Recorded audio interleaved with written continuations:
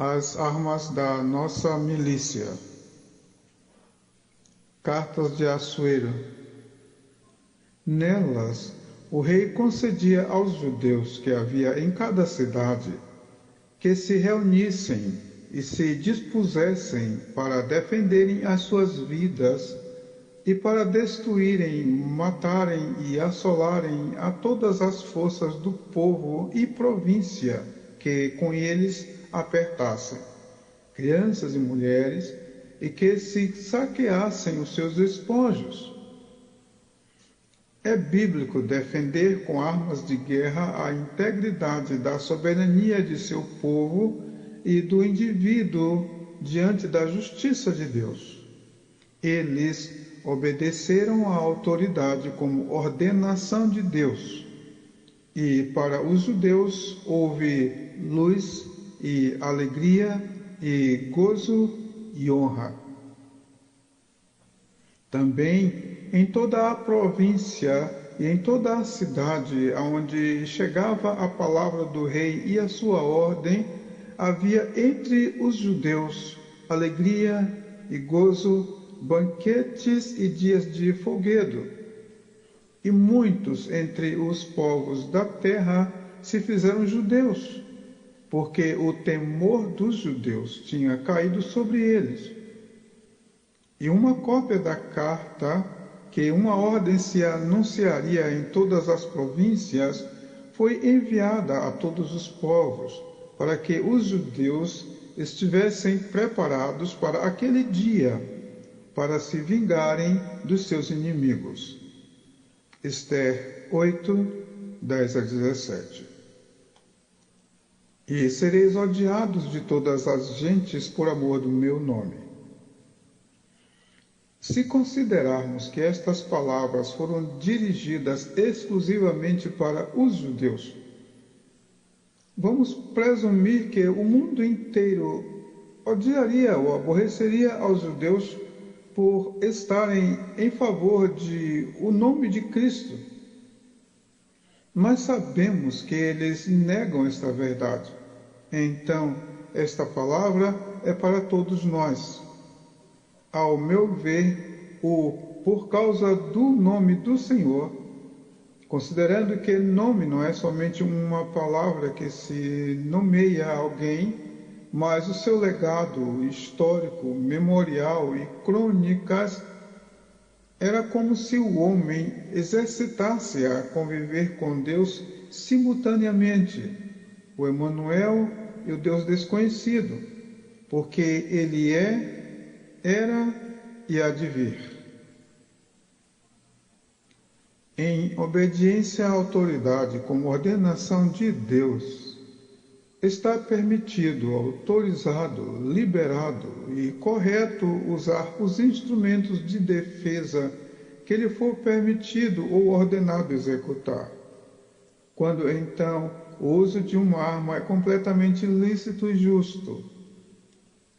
Quando a autoridade determina, libera, consente, concede ou delega autoridade a alguém sobre a sua casa, o tal deverá agir conforme a autoridade que ele escolheu ou ordenou como ordenação de Deus.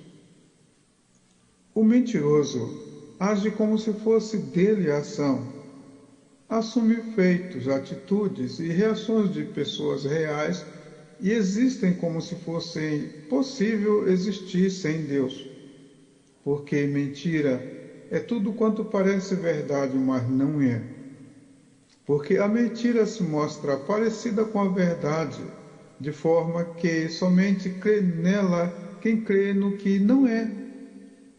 Assim, quem crê nela, crê no que não é, ficando mentiroso para si mesmo. Então, quando se crê e não obedece, é mentira que creu. Do mesmo modo, o homem deve temer e obedecer somente a Deus. Quem crê no diabo e não lhe obedece, não creu nele. Só que o inimigo não perdoa. Deus disse que o diabo jamais será para sempre. Isto significa que não é verdadeiro nem no mal que faz, ou fizer, ou faria. Ezequiel 28, 18 e 19. Origens e destinos. Vistos e conhecidos, o inferno não é uma sala de recreio ordenada para o diabo. É um lugar posto da ausência completa de Deus. Os que se afastam de Deus irão para lá. Ora, se alguém descer com Deus até o Seol, e se fizer a sua cama desde o lugar mais alto até as profundezas, estará ainda no esconderijo do Altíssimo. Mas sem ele, sem Deus, até dentro de um paraíso, cercado de sentinelas ou verdugos, será um inferno. Quando Deus falou para Satanás, de onde vens, foi para deixar claro que o estado do maligno estava tão completamente esquecido e separado de tal forma que nem Deus sabia onde ele estava. Imagina só o que é ouvir da parte de Deus: nunca vos conheci, não sei de onde vós sois, não vos conheço. Mateus 7, 21 a 23. Quanto ao porte de arma de fogo, em obediência à autoridade como ordenação de Deus, está permitido, autorizado, liberado e correto usar os instrumentos de defesa que lhe for permitido ou ordenado executar. Quando, então, o uso de arma de fogo é completamente lícito e justo. Quando a autoridade determina, libera, consente, concede ou delega autoridade a alguém sobre a sua casa. O tal deverá agir conforme a autoridade lhe concedeu ou ordenou, como ordenação de Deus. A missão. O que se diria a um soldado realmente disposto a executar a ordem do seu senhor e general? O que se diria ao que recebeu de Deus tão grande responsabilidade? O que se diria ao soldado que leva consigo a interação sobre a sua missão dentro de um envelope lacrado, secreto, somente podendo tomar conhecimento real sobre ela no momento cruciante de executá-la? E o soldado que sai sob ordens sem saber o destino, confiando que no momento exato lhe será ministrado o que haverá de dizer ou fazer? Estas situações não são apenas espirituais e não são exclusivamente de militares. Toda alma esteja sujeita às autoridades, porque quem está sujeito às autoridades está sujeito à ordenação de Deus. Está escrito que se do madeiro verde fizeram isto e aquilo, nos mesmos termos, o que acrescentadamente se faria ao madeiro seco? Sabemos que o madeiro verde, chamado Jesus Cristo, o Filho do Deus vivo, cumpriu bem a sua missão, apesar da cruz, da perseguição, da incredulidade humana, da morte e do inferno. Contudo, obras maiores e sofrimentos maiores aguardam aos seus soldados, uma vez que a fragilidade do madeiro seco é manifesta e visível.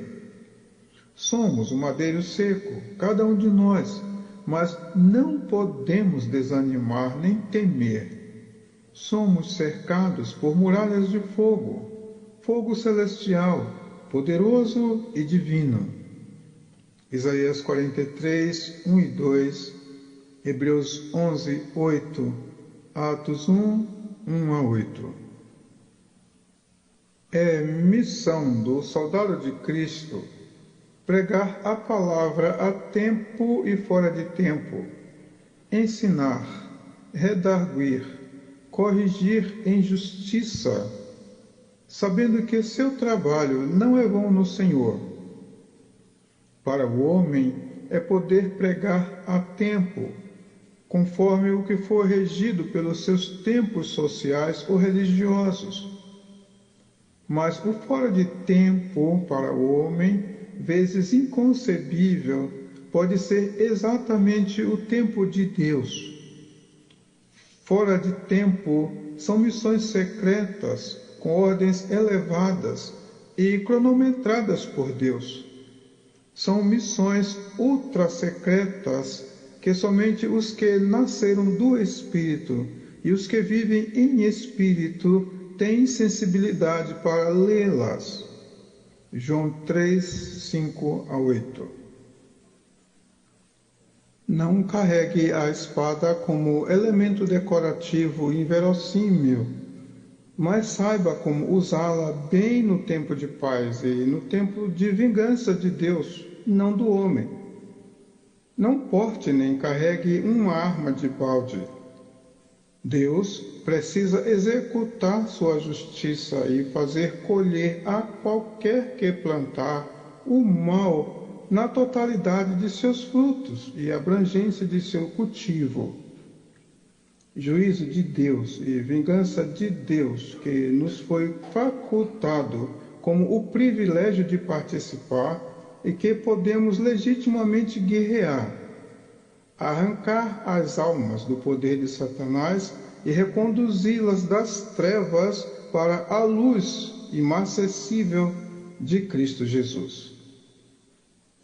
São missões secretas, considerando o amor que o homem ainda tem pelo mundo e pela vida natural, lembrando que geralmente estão mergulhados em trevas malignas como cegos, surdos e mudos.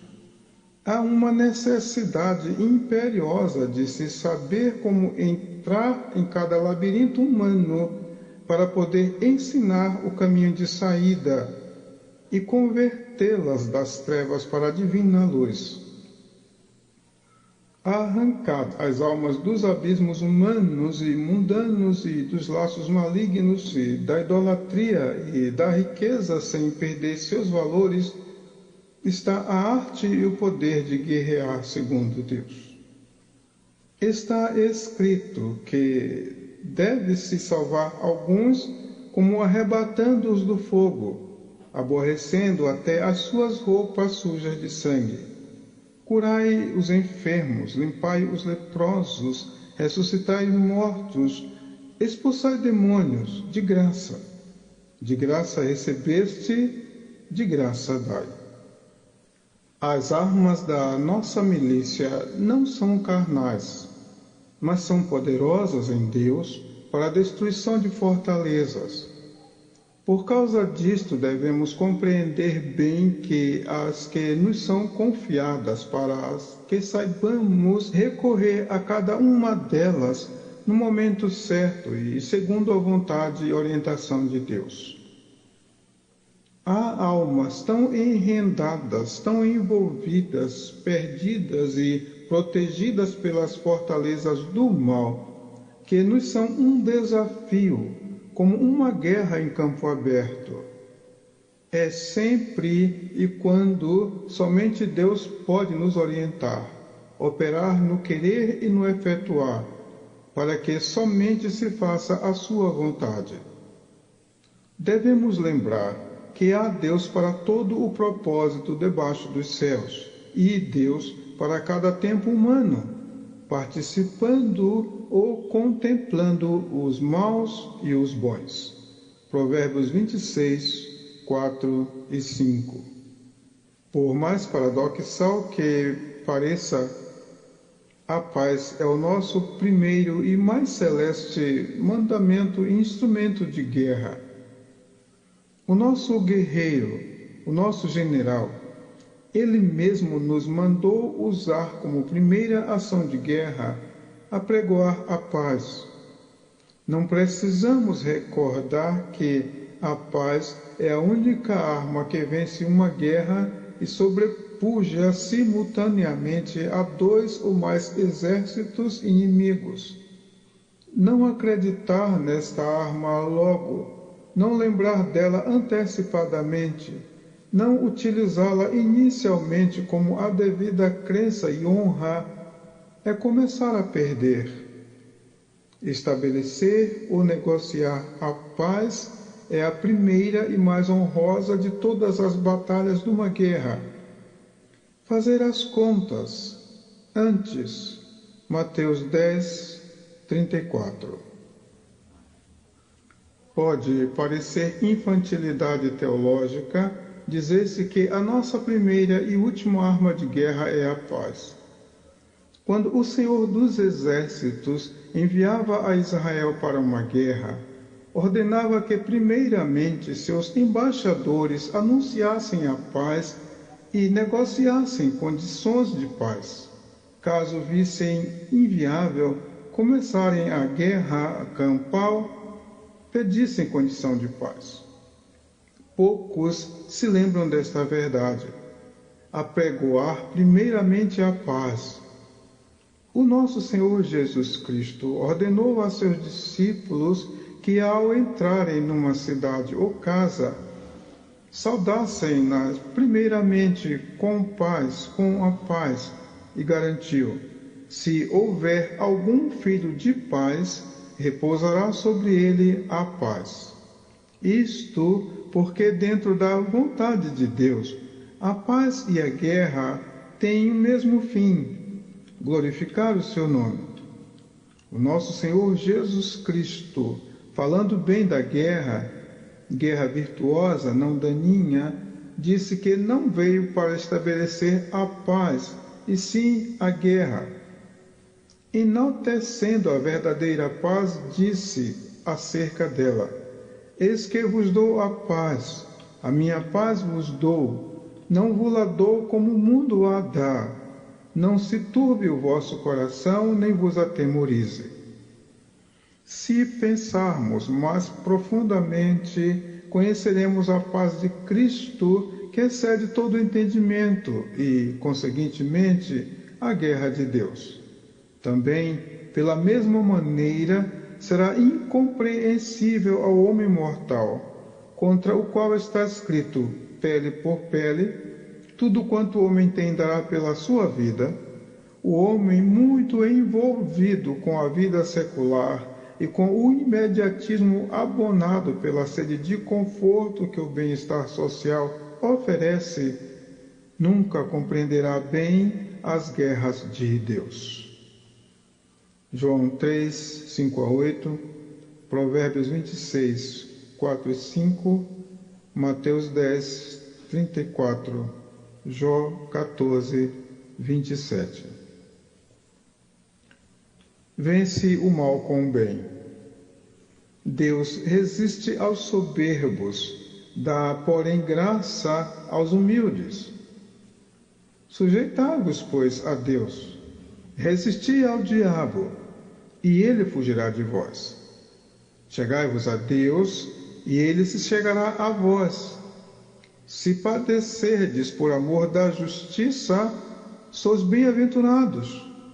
Melhor é que padeçais fazendo o bem, se a vontade de Deus assim o quer, do que fazendo o mal. Porque também Cristo padeceu uma vez pelos pecados, o justo pelos injustos, para levar-nos a Deus, mortificado, na verdade, na carne, mas vivificado no Espírito.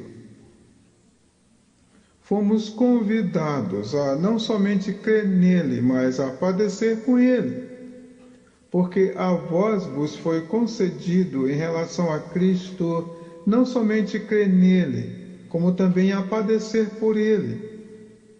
Mas alegrai-vos no fato de serdes participantes dos sofrimentos de Cristo, para que também, na revelação da sua glória, vos regozijeis e alegreis.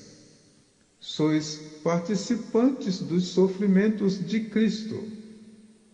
Bem-aventurados sois, porque sobre vós repousa o Espírito da glória de Deus. Sede, pois, pacientes até a vinda do Senhor. Eis que o lavrador espera o precioso fruto da terra, aguardando-o com paciência até que receba a chuva temporã e a será o dia. Sede vós também pacientes, fortalecei os vossos corações, porque já a vinda do Senhor está próxima. As armas da nossa milícia.